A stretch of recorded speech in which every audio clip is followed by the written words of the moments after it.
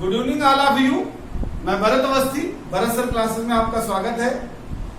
Matrix में हमने 2 lecture पढ़ लिए थे और जिसमें पिछला जो लेक्चर था उसमें हमने addition of matrix and subtraction of matrix और उसकी प्रॉपर्टीज को देखा था। उसके बाद मल्टीप्लिकेशन ऑफ मैट्रिक्स का रूल मैंने बता दिया था और प्रॉपर्टीज थोड़ी बहुत बता दी थी, लेकिन हमने उसके एग्जाम्पल नहीं देखे थे। तो आज हम इसके एग्जाम्पल देखेंगे मल्टीप्लिकेशन ऑफ मैट्रिक्स के। तो आज का टॉपिक हमारा है मल्टीप्लिकेशन ऑफ मैट्रिक्स। तो मैंने बताया था कि जब एक मैट्रिक्स ए जिसका ऑर्डर m क्रॉस p होता है का मल्टीप्लिकेशन एक दूसरी मैट्रिक्स b से होता है जिसका ऑर्डर p क्रॉस n है, तो यह मल्टीप्लिकेशन तभी संभव होगा जब पहली मैट्रिक्स का कॉलम और दूसरी मैट्रिक्स का रो आपस में बराबर होंगे।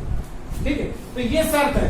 पहले बताएगा कि जब पहली मैट्रिक्स का दूसरी मैट्रिक्स से मल्टीप्लिकेशन होगा तो ये होने की शर्त क्या है कि पहले का कॉलम जो कि ये है और दूसरे की रो क्या होनी चाहिए, बराबर होनी चाहिए। और बराबर होगा तो क्या होगा, मल्टीप्लिकेशन होगा, एग्जिस्ट करेगा। और आफ्टर मल्टीप्लिकेशन जो क्या आएगा वो उसका ऑर्डर क्या होगा कि जो इसमें बचता है इसकी रो ली जाएगी और इसका कॉलम लिया जाएगा, तो उसका ऑर्डर क्या मिलेगा, हमें m क्रॉस n मिलेगा। अब आता है मल्टीप्लिकेशन से आधारित पहले क्वेश्चन देख लेते हैं, प्रॉपर्टीज हम बाद में पढ़ेंगे। चलिए ये क्वेश्चन आपको दिया गया है, तो पहले तो ऑर्डर देखते हैं कि मल्टीप्लिकेशन एग्जिस्ट करेगा कि नहीं करेगा। ठीक है, तो देखिए इसका ऑर्डर क्या होगा। देखो इसकी 3 रो है और 3 ही कॉलम है, तो इसका ऑर्डर है 3 क्रॉस 3। अब बी का देखते हैं, बी में भी 3 रोज है और 3 कॉलम है, तो इसका भी ऑर्डर क्या होगा, 3 क्रॉस 3। अब आप क्या देखेंगे, पहले का कॉलम, और हमने बताया था ऑर्डर इक्वल टू क्या होता है, हम लोगों ने पहले वीडियो में देखा था, पहला वीडियो जो मैट्रिक्स का उसमें बताया था ऑर्डर इक्वल टू क्या होता है, रो इनटू कॉलम। ठीक है, तो इसका मतलब ये रो है और ये कॉलम है, तो पहले का हमें क्या देखना है, कॉलम, और दूसरे का क्या देखना है, रो कहां होती है ऑर्डर में, आगे। तो ये देखो रो हो गई, तो ये भी 3 है, ये भी 3 है, दोनों आपस में क्या है, बराबर है। इसका मतलब ये मल्टीप्लिकेशन हो सकता है। अब हम लोग मल्टीप्लिकेशन करना सीखेंगे। चलिए फिर हम इसकी मल्टीप्लिकेशन करना सीखते हैं। देखो मल्टीप्लिकेशन में मैंने बताया था कि जब ए और बी की मल्टीप्लाई करते हैं तो इसका जो आता है फाइनल आंसर, उसमें इसकी रो आती है, इसका कॉलम आता है। मतलब पहली मैट्रिक्स जो होगी, मैट्रिक्स की जो मल्टीप्लाई होती है उसमें ऑर्डर का इंपॉर्टेंट होता है। जो पहले होता है उसका रो इंपॉर्टेंट होता है, जो बाद में होता है उसका कॉलम इंपॉर्टेंट होता है। तो आप जानिए, अभी बताते हैं कि मल्टीप्लिकेशन। तो पहले हम रो को डाल लेते हैं। इसकी रो ये R1 है, ये R2 है, ये R3, और इसका ये कॉलम हो जाएगा C1 है, C2 है, C3 है। इसका कॉलम इंपॉर्टेंट होता है, इसका रो। अब जानते हैं मल्टीप्लाई करते कैसे, तो करते कैसे, पहले इसकी रो उठाते हैं और इसको पहले कॉलम से मल्टीप्लाई करते हैं करस्पॉन्डिंग एलिमेंट से, फिर इस रो को दूसरे कॉलम से करते हैं, फिर इस रो को तीसरे कॉलम से करते हैं। जब पहली रो की पहले कॉलम से होती तो वो उसे यहाँ लिखा जाता है, जब पहली रो की दूसरे कॉलम से होती तो उसे यहाँ लिखा जाता है, जब पहली रो की तीसरे कॉलम से होती तो उसे यहाँ लिखा जाता है। अच्छा, ये थोड़ा कंफ्यूजन करता है, तो मैं तो कहता हूँ इस तरह लिखा दो कि पहले आप रो सजा लो, बाद में कॉलम सजा लो, और कैलकुलेशन बाद में करो तो आसानी रहेगी। कैसे, तो देखो मैंने बताया कि पहले वाले में पहली रो सजेगी, दूसरे वाले में दूसरी रो सजेगी, तीसरे वाले में तीसरी रो सजेगी। तो पहले रो सजाते हैं। तो देखो पहली रो क्या है, 2 -3 -5, 2 -3 -5, 2 -3 -5। ठीक, इसके बाद अब दूसरे वाले में दूसरी रो सजाओ, तो -1 4 5, -1 4 5, -1 4 5। पहले वाले की रो इंपॉर्टेंट होती है।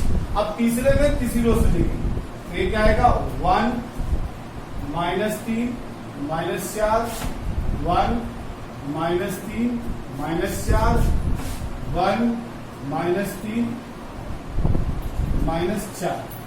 ठीक, अब जब पहली आपकी रो सज जाती है तब आपको दूसरे वाले मैट्रिक्स है उसके कॉलम को सजाना है। तो ये होता है ना कि पहली रो की पहले कॉलम से होगी वो यहाँ लिखा जाएगा, तो पहला कॉलम यहाँ। आप देखो ऐसे, देखो ये पहली रो में पहला रो सज गई, दूसरी में दूसरी रो सज गई, तीसरी में तीसरी रो सज गई। अब पहले कॉलम में पहला कॉलम सजा दो, दूसरे कॉलम में दूसरा कॉलम सजा दो, तीसरे कॉलम में तीसरा कॉलम सजा दो, मल्टीप्लाई कर लो। तो पहले में पहला सजाना है कॉलम, तो सजाओ भाई 2 into -1 into 1, 2 into -1 into 1, 2 into -1 into 1। अब दूसरे में दूसरा कॉलम सजेगा, तो -2 3 -2 3 -2 होगा। यहाँ पर क्या आएगा -2 3 -2। अच्छा तीसरे में तीसरा कॉलम सजाइए, तीसरा कॉलम क्या है -4 4 -3 है भाई, ठीक है। और -4 4 और -3 और -4 4 और -3। अब आप समझ गए होंगे कि मैंने ब्रैकेट क्यों बनाया था। ब्रैकेट इस अरेंजमेंट को दिखाने के लिए। देखो जिस तरह मैंने सजाया, अगर आप ऐसे सजाते हो तो आपको याद करने की जरूरत नहीं, क्योंकि पहले आप एक बार एक चीज सजाइए, बाद में दूसरी चीज सजाइए। अगर आप डायरेक्ट लिखते हो तो उसमें थोड़ा सा, वैसे तो नंबर की मल्टीप्लिकेशन कोई बहुत कठिन कार्य नहीं है, लेकिन बस इसमें क्या है कि इतने ज्यादा नंबर होते हैं कि हम करते करते कहीं ना कहीं थोड़ी बहुत मिस्टेक कर देते हैं। तो अगर आप इसे प्रॉपर वे में लिख लोगे तो मुझे नहीं लगता है कि कोई गलती आएगी। अब आपका सिंपल मल्टीप्लिकेशन है और जो निकल के आ जाए वही आंसर है। चलिए देख लेते हैं। तो पहले में 2 2 4 आएगा, दूसरे में +4 आएगा, तीसरे में आपका -5 आएगा, इसमें -2 आएगा, -4 आएगा, 5 आएगा, इसमें 2 1 2 आएगा और +3 आएगा, -4 आएगा। अब देखते हैं दूसरे वाले की मल्टीप्लाई करते, तो ये आया -4 -9 +10। दूसरे में आया 2 12 -10 -2 -9 +8। ठीक है।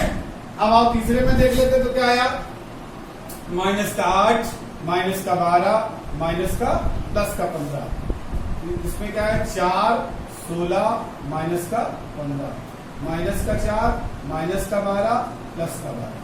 ठीक है। अब आप ऐड कर लीजिए तो देखिए पहले में कितना है 8 प्लस का है, 5 माइनस का कितना आया 3। दूसरे में माइनस का 6 प्लस का माइनस का 1 आ गया। तीसरे में 5 - 4 1 आ गया। अच्छा इसमें करो 13 माइनस का तो माइनस का 3 आ गया। और इसमें देखो 14 में से गया 4 आया और इसमें भी 9 3 कितना है 11 में से 8 गया माइनस का 3 आया। और इसमें 15 20 में से 15 गया माइनस का 5 आया। और ये 20 में से 15 गया तो प्लस का 5 आ गया। और ये 12 12 कट गया माइनस का 4 आ गया। अब अगर हम इस जो फाइनल आंसर आता है इसको मिलाते हैं, हमें ए बी बराबर ए लाना है। तो देखो क्या ए आ गया, हाँ सब कुछ आ रहा है, लेकिन यहाँ 3 है जबकि यहाँ 2 लाना था। इसका मतलब कहीं कुछ गलत हो गया है। तो देखते हैं इसमें क्या गलत हुआ। 2 2 जा 4 और 3 1 जा 3, सॉरी यहाँ पे 3 होगा। अब इस 3 की वजह से यहाँ 2 हो जाएगा और जब हम इसको 2 कर देंगे तो ये 2 हो जाएगा।